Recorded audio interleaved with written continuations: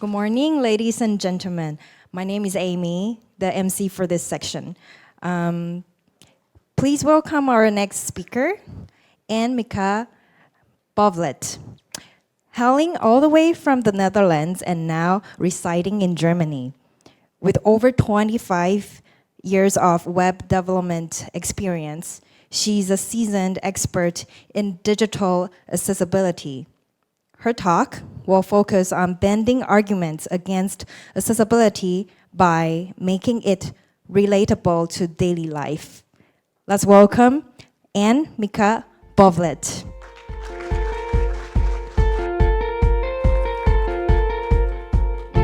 Oh, that's nice. Hello, everyone. First of all, I'm stoked to see so many people here today. And before I start talking to you, who in here is already working in accessibility? No hands? Cool. Who is planning to work in accessibility? I love you. That's wonderful. All right. I'm Annemieke Bovelet, like I was so kindly announced, and I'm going to talk about how to counter arguments against accessibility when designers and developers or decision makers give you a hard time. Right?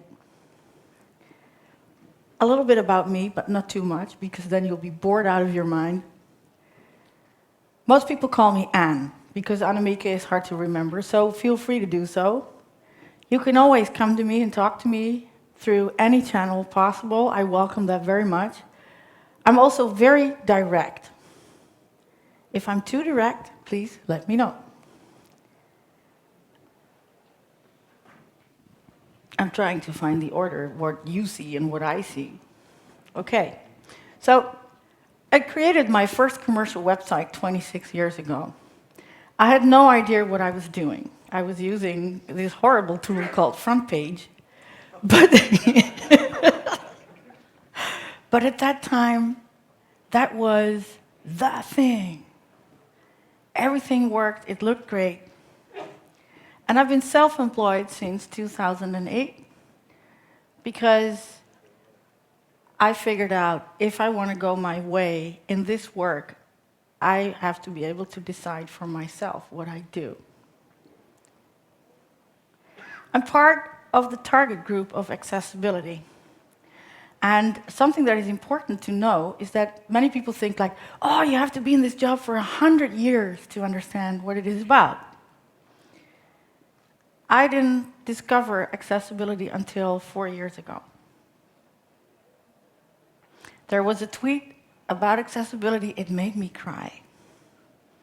I'm not going to tell you which one, you can find it on my website, because I do like traffic to my website. Who doesn't? Right? Okay.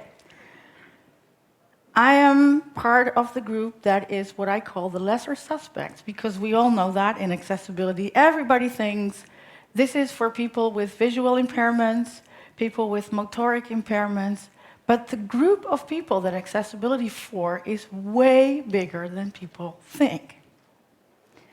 This is the base for what I'm talking about today, because we need to work on getting the assumptions that people have out of the way. I have ADHD, ASD, dyslexia, dyscalculia. I can't read a map if my life depended on it. And I'm 53. That's not an impairment, but my eyesight is really bad. So what you will learn today is how you can motivate developers, designers, content creators, and how you can use that knowledge to motivate decision makers. Because making things accessible is the right thing to do, right? We do this because we're social creatures. But the hard fact is, in this world, it's not about how social we are, but how are we going to eat? Who is going to pay for that? Small changes happen through love and kindness. Big changes, unfortunately, through greed and capitalism. This is one of the bases that I use in my arguments to convince decision makers. Okay. So, is this talk for you? Well, we already established that we have a very mixed audience. Yes, it's for all of you. And of course, I base the talk on the assumption that you already know things. But if you hear me use expressions or anything that is new to you, please speak up. I'm one of those speakers where you can just rattle into her talk and say, hey, I have no idea what you're talking about. It's fine. Okay. The examples I share are based on my personal experience, which is only like 4 years old. Some of you have many years more of experience in your pocket. So if you have not heard the arguments that you struggle against, I would ask you to note them down now and share them with me and with the entire audience here, and let's discuss how we can counter them at the end of this presentation. Okay. So that's what I just said. This is typical Anne. I don't know where I'm at all the time. This is the reason why I have a ton of slides. I have to. Otherwise, I'll be talking here for the next 2 hours and you'll be sleeping. Okay. So I refer to blog articles on a few occasions.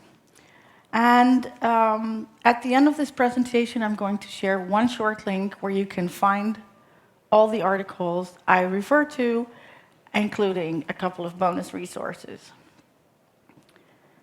All right. This talk, like I said, is a two-way street.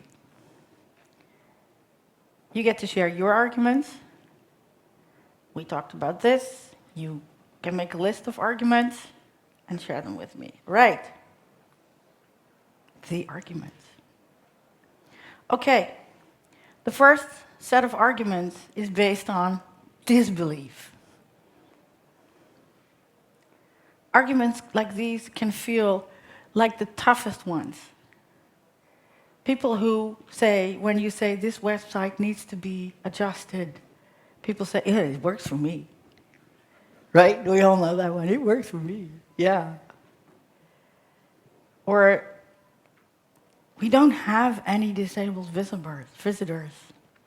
There is this lady in the Netherlands, her name is Rian Rietveld. She's from the Alley Collective, or the Accessibility Collective. She wrote an article called Blind People Don't Visit My Website. It's one of the best articles I ever read. It gives you a battery of arguments because she went to Twitter and she asked people, hey, for anybody who knows that they are not hindered by any impairment, what bothers you about the web? And the number of arguments that she got was overwhelming. Stories, people who said, I cannot read the fonts, they're too small, or when the sun shines, I can't read the screen, or tons of it. And this whole list, in the end of the article, she concludes, those are all accessibility issues. Okay, so another argument, when you tell a designer, for example, you need to make this design accessible, and they will go like, what?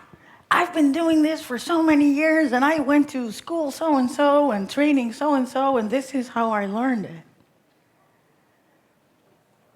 What is very important is that we come with bad news, in essence, to these people. We tell them, like, what you're doing is wrong.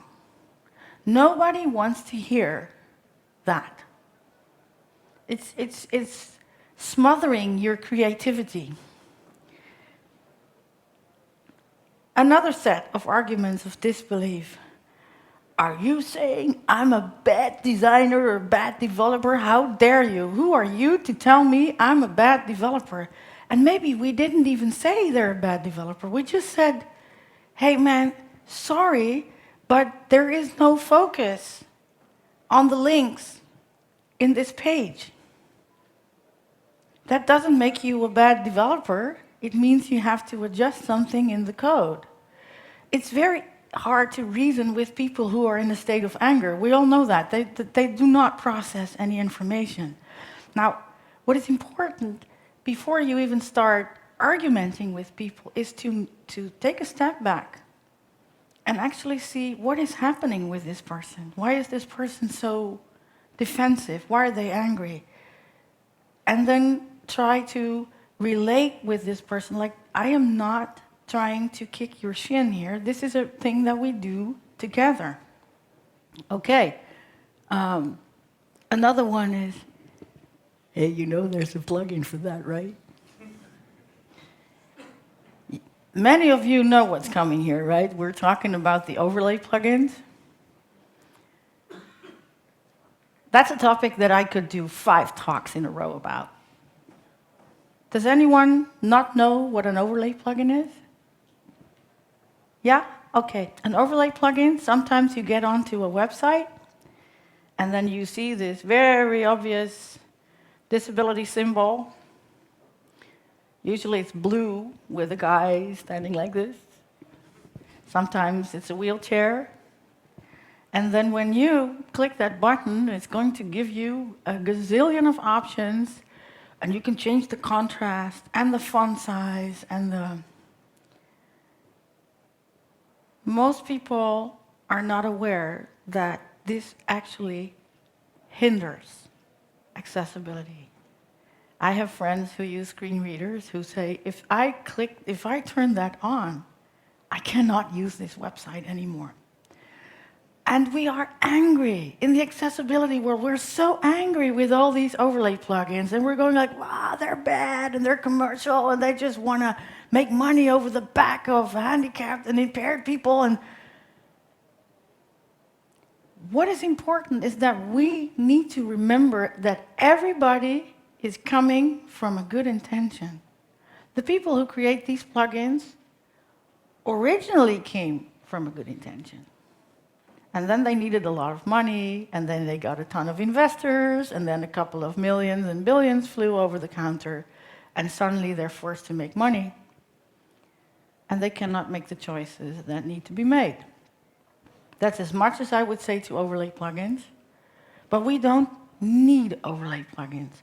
And this is a difficult argument to overcome, because your customer might say, yeah, you know, if I use this overlay plugin, it's like $50 a month and I'm done. And you're telling me I have to rebuild an entire website, which will cost me thousands.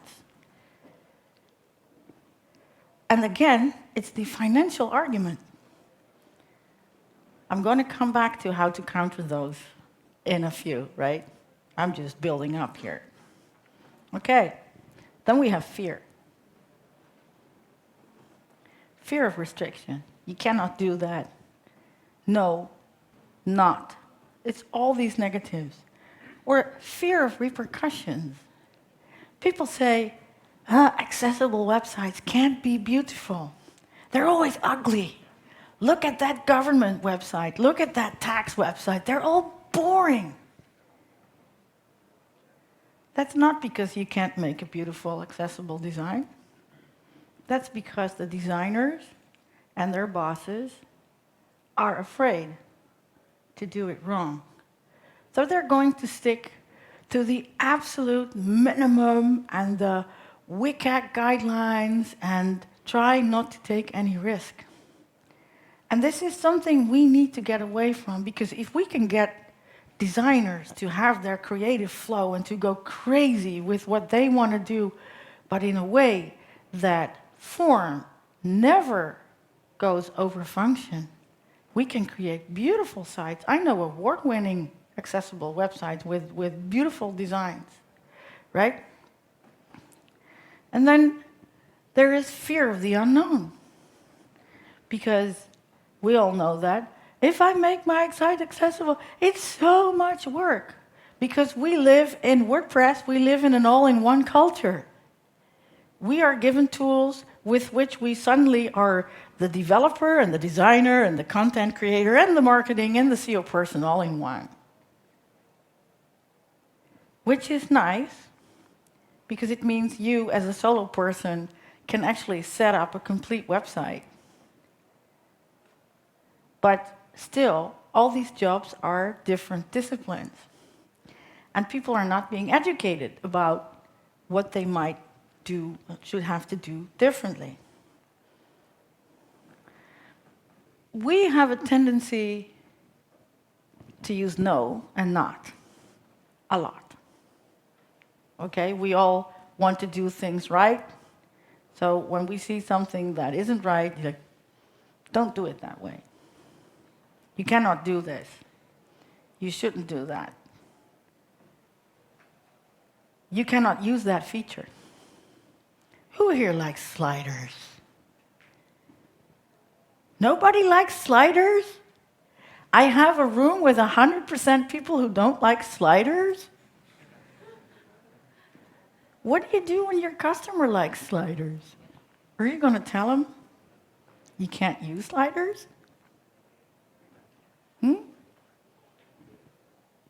What? You don't like sliders, but you're not telling the people around you they shouldn't use them?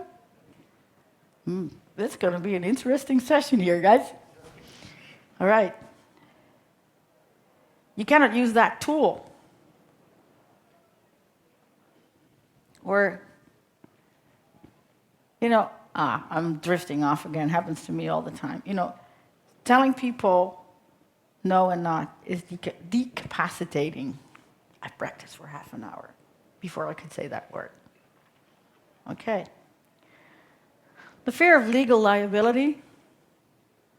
Are you all aware of the legislation around accessibility, the upcoming European Accessibility Act in Europe in June, that is actually going to bite private companies?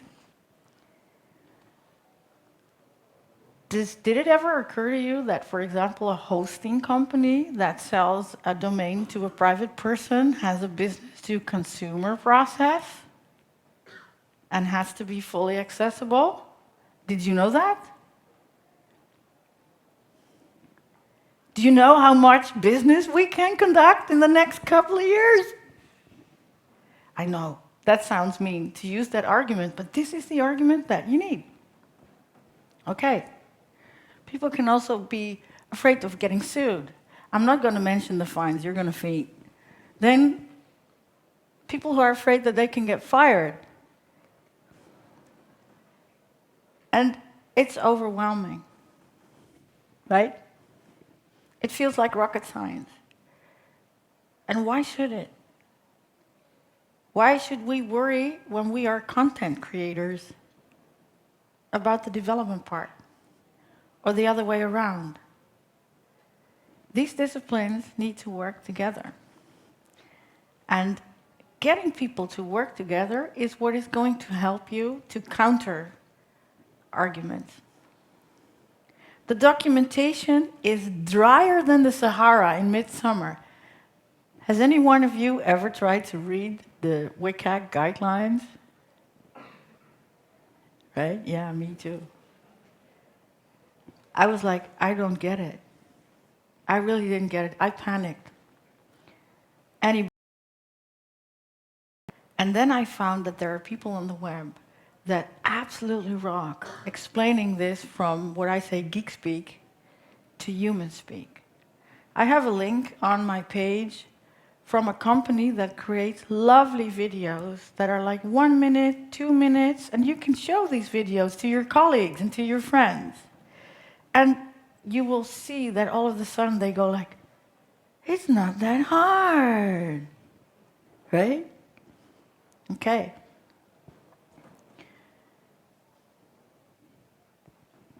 Let me tell you a secret. The basis to countering arguments against accessibility is that everybody wants to be liked. If you understand that, then you will realize that you want to be liked. It's difficult to say something that is negative or can be perceived as negative, but the person sitting in front of you has the exact same issue. Maybe you are telling this person something and he thinks, if I have to take this to the management, they are going to tear my head off, or they're going to laugh at me, or so again, there is always this fear surrounding this. So that is the first thing to get out of the way when you are working in accessibility. To motivate, you need to understand what demotivates. Creating people identify themselves with what they do for a living. So if you say it's not right what you're doing, it feels like you are not allowed to be here. I don't want you around here. And then someone is mad and doesn't process any information. So first, establish that whoever is sitting there in front of you is okay as they are. I wrote a blog article about that where I said it's perfectly fine to have an inaccessible website. It's not fine to have an inaccessible website when you know that it should be accessible. But you have to create that ease. Okay. So, again, the basis for countering voiced and unvoiced arguments: love and empathy. And some people will say to me, Anne, that is such a soft topic. Why are you talking about love? We cannot speak about love in business. Business is hard shit. This is money, and this is hours of work. And again, remember, people want to be liked. Okay? What is important is your empathy towards them. Your empathy about their worries and fears. And this doesn't only go for accessibility, this goes for everything in life. Okay. But then also, you start to establish their empathy or motivate their empathy towards the end users that they develop and design for. The clarification of the joy of what they've done instead of using can't. You have to come from yes instead of no. And every time you get opposition, step back into yourself and just think, did I just come from yes or did I just come from no? Because it's easy to come from no. And the most important thing for people to understand what accessibility is to understand the why. So there are a lot of unsolid arguments, right? Because I and the official guidelines say so. Did that ever motivate you? If someone was talking to you like that, you got to do it like that because this is the rule? I don't see yes. Okay. And saying because it's the right thing to do is not as solid as you think. Like I said in the beginning, everybody will say, yeah, it's the right thing to do. But as soon as they think it costs money, or it's not going to bring them any money, they'll say somebody else's right thing to do. Okay. And then remember, your why may differ from their why. My why is a social one. My why is an egotistical one, because I hate 80% of all websites. When they're going bling, bling, bling, and moving, and the buttons are too small, and I can't navigate a website with one hand when my shoulder is inflamed again, right? And then you have to get into what they know. Now, what does everybody know? Everybody knows or understands what it's like when you can't read the newspaper without glasses. Because if they don't know that, they can even imagine that, right? Hearing. Is there anyone in the room here who feels that with age their hearing is going down? I'm one of them. Right? Especially in rooms like this, when a lot of people are talking, I'm like, eh? Did you know that people who grew up without hearing have another perception of text than we do? Who knew that? Oh, you're learning stuff here today. This is why closed captioning is so important in videos. They need to have the time to read something, and they need to be able to stop and start the text. Fatigue. Don't we all know this experience? You've been going out on Friday and Saturday and Sunday, the lights are too much.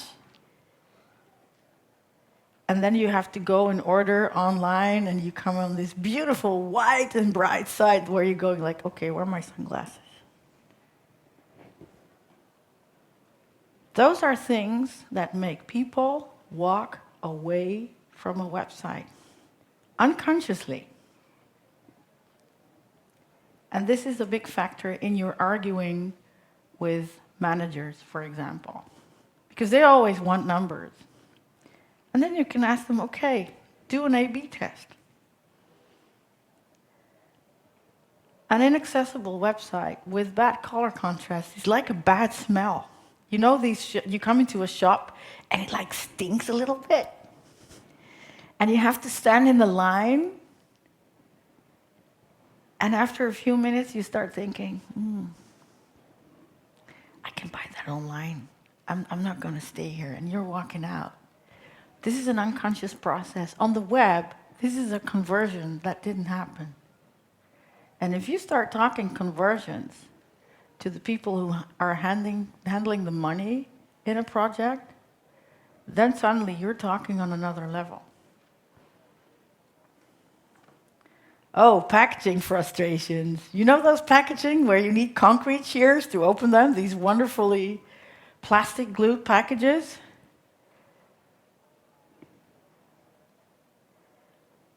Shopping frustrations, no labels.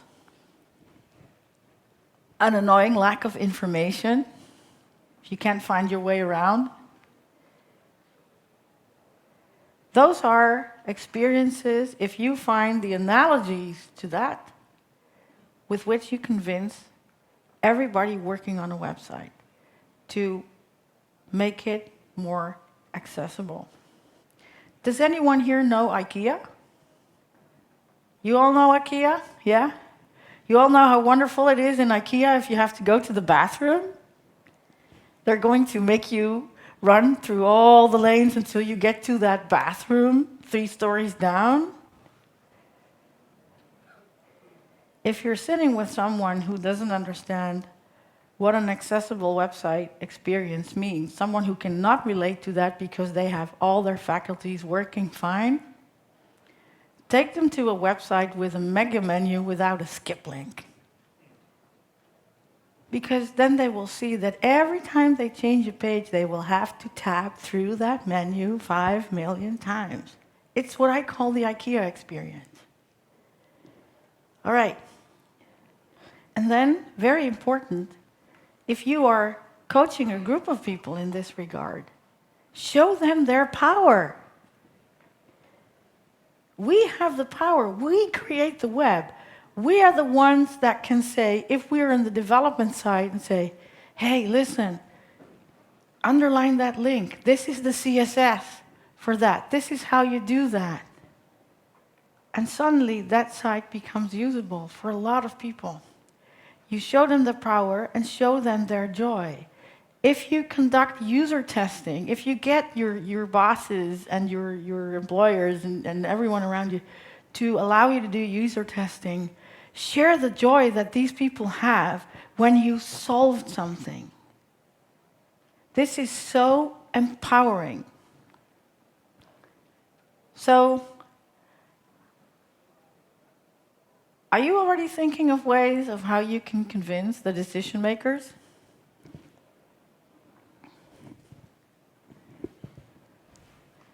You're not asking many questions here, huh? Okay. One thing that many people don't realize, my time is up. We're going to come to the questions now.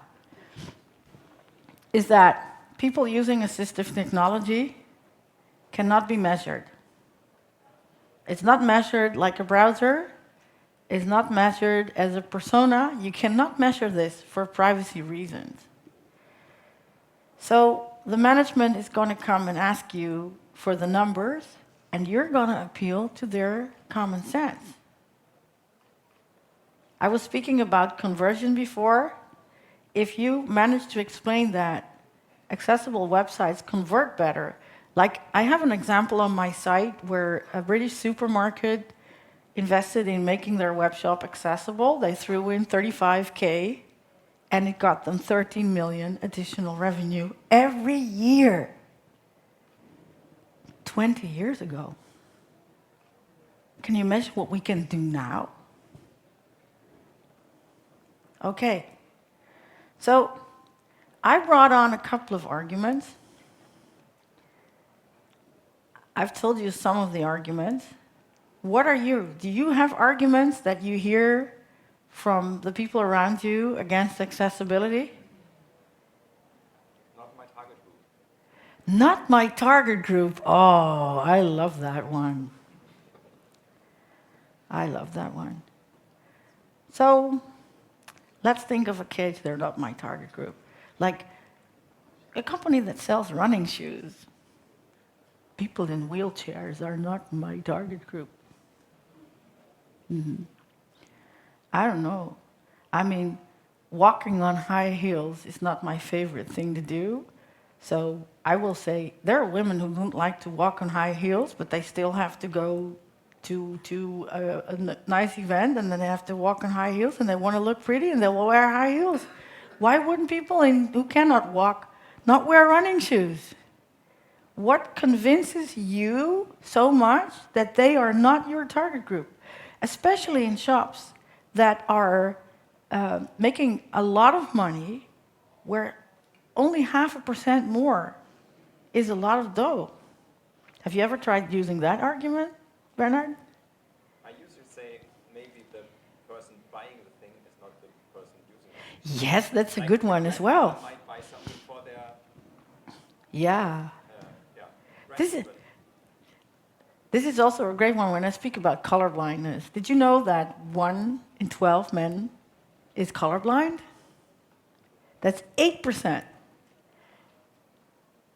And then you add this wonderful color picker to your website, and as a designer you think, I don't want to write that orange is orange. Anybody can see it's orange. But someone who's colorblind doesn't see it's orange. And maybe this colorblind person wants to buy a present for his friends. He needs to, or she, because they're also colorblind women, need to be able to see what they're buying. All right. Anyone else? Yeah. But I get arguments from blogging developers, and they say that they don't have enough complaints from people, from other users, and they want to like gather up votes, like upvotes for that specific bug. And actually, they don't treat it as a bug, but like a feature request. I'd like to know. Oh yeah, I know a farm plugin that does that. This is a very sad thing, actually, right? This is companies treating accessibility as a popularity contest. Like we add feature requests. I'm using this social media tool, for example, and I've been begging them for 18 months. Can you please give us the possibility to add alt text? And they were using this Trello board. And the Trello board was a popularity contest.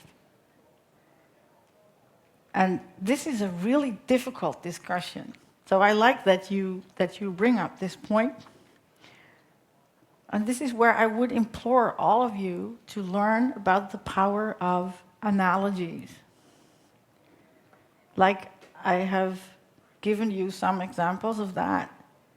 And speak with these developers because they don't know what's heading for them with the legislation, but also they don't understand that they are actually missing out on a fantastic selling argument and selling point in their own product. And again, of course, it's all about money again. But that's, in our business, the argument that works. And I saw a form plugin, for example, that will not allow us to change the labels. We can turn them on, we can turn them off, but we cannot change them in such a way that they are accessible. So this is getting in the way of a good website, of a good experience. And now the lawmakers are tired of it and they're going to force. And this is where you are bringing the fear argument as the last one. But don't make it the main argument. Say like, okay, you can be very afraid and wait and wait and wait and wait until you have to do it. Or you can start doing it now. And you break it down for them. Like the content team can make sure that not all the links are click here. For the people who are new to this topic, why is click here a bad thing to do in a website? Imagine you're in IKEA again, and you ate some chili that was a bit off, and you have to run for the bathroom, and all the signs say, here. Wouldn't that be a great experience? And I know this is a very, very, how do you say that? Very visual example, but it's one that people will remember. Right? Does anyone else have a great argument against accessibility that was difficult? Yeah, Go. so I work with a lot of web creators, and I hear a lot, I don't have the resources to prioritize this right now. Mm-hmm. Yeah. There are arguments that you can't win. Oh, darn it. So I stumbled on that one. I was hoping to hear an argument today. I can tell you what I tell them. I'm not sure. What do you it's tell helpful, them? But I tell them, look, if you want to optimize your website for different screen sizes, you might as well do this one too, because it's kind of in the same lane. It's the strongest one I had. Doesn't feel strong enough, but at least it's something. I think there would be a lot of power in large companies creating products for people to create websites with if they also would start to co-educate their users. That would be a great thing. Wouldn't you like to have that? Did you, by the way, all know there's a fantastic plugin called the Accessibility Checker? It's a free plugin.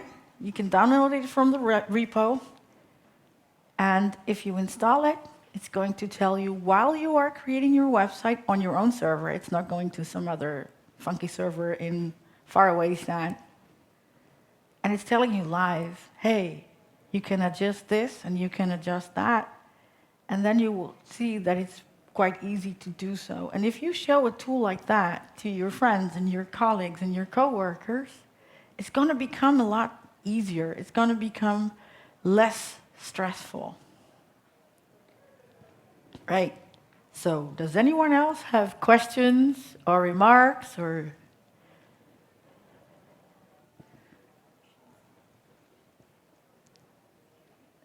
I think we're done.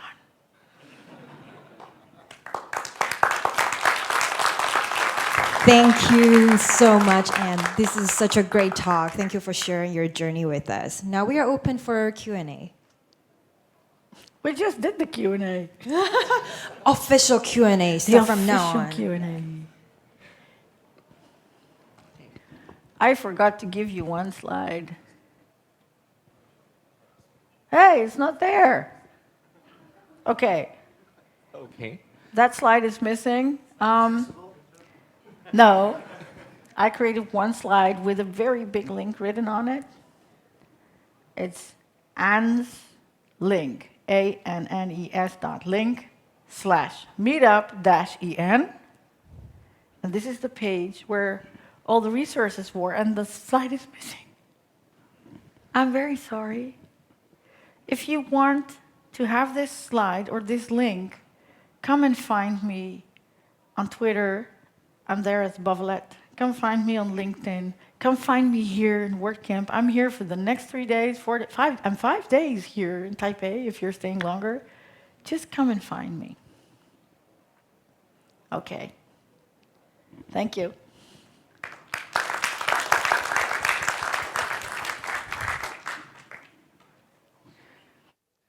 questions? Yes. Yes. Okay, so most of the time, as a manager, I have to deal with designer Yeah. and developer. Yeah. So developers are like, I'm the boss here, and it's really complicated task to do. And the designers are like, okay, you have to do it just because of accessibility, or you need to make this more user-friendly. Yeah. So it's like something like, husband and wife Mm-hmm. quarreling. And I'm just seeing here. And sometimes it's little bit difficult to manage them together because the designer is the expert in designing sector, and the developer is definitely, I respect him or herself because they're the expert in development end. So at the end of the day, so it's a fear grown into me that I'm going to lose them if I talk too much. So Yeah. how to manage that very well? I want your experience in this case. Thank you. Yeah, I get it. I get it. Thank you. This is a wonderful, wonderful point that you're bringing up here. Again, so this is listening to someone from a managing position, and this is a point of view that we rarely hear. So thank you. Again, this is about mutual understanding, right? And when a developer gets this angry, it's usually because he's like, you're disturbing my time, or maybe he doesn't really know how to do it, or she. She. I use he a lot, but I always mean everyone, right?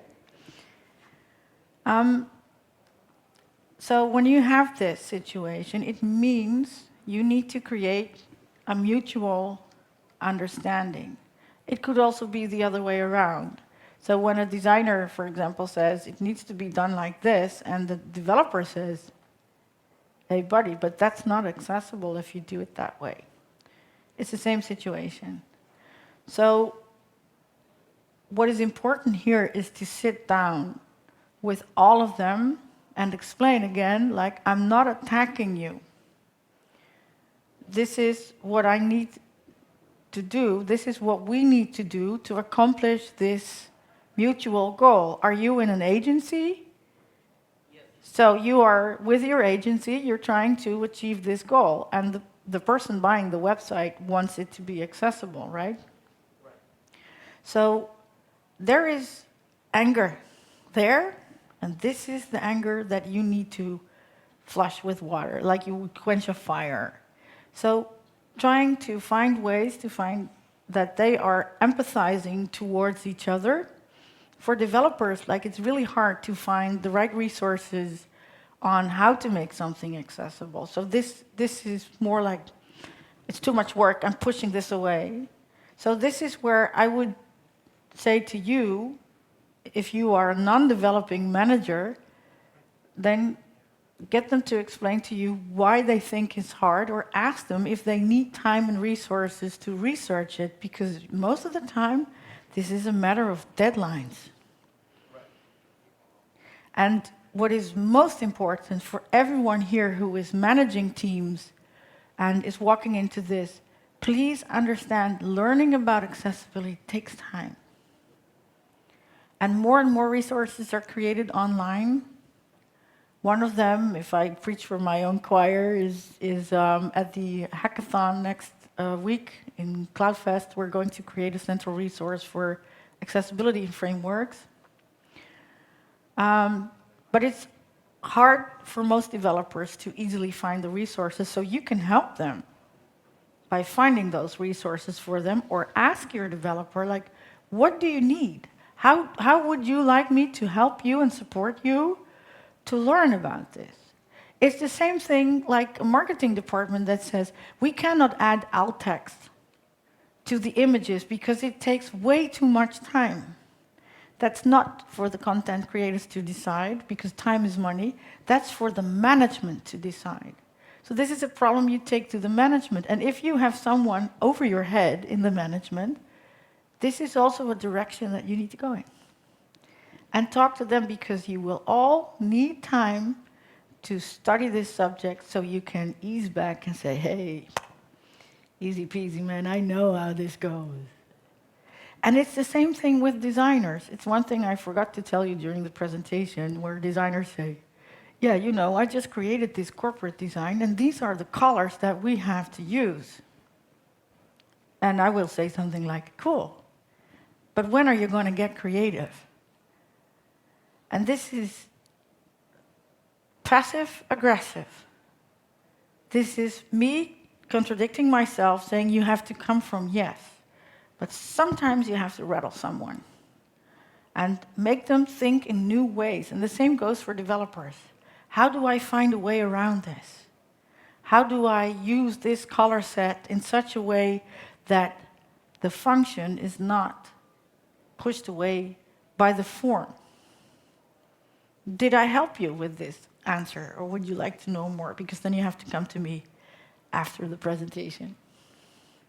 Yes, that was helpful Thank you. from different perspectives. Yes. Yeah. This is the thing.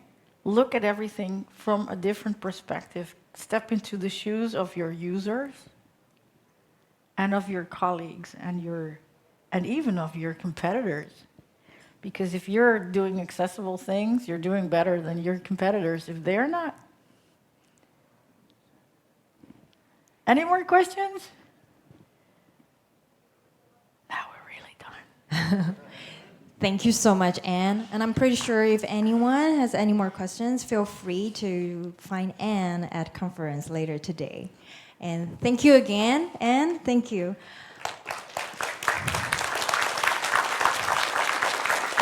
Thank you.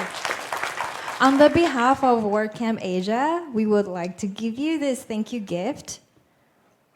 Thank you for this amazing presentation. Thank you very much. Thank you for a great organization.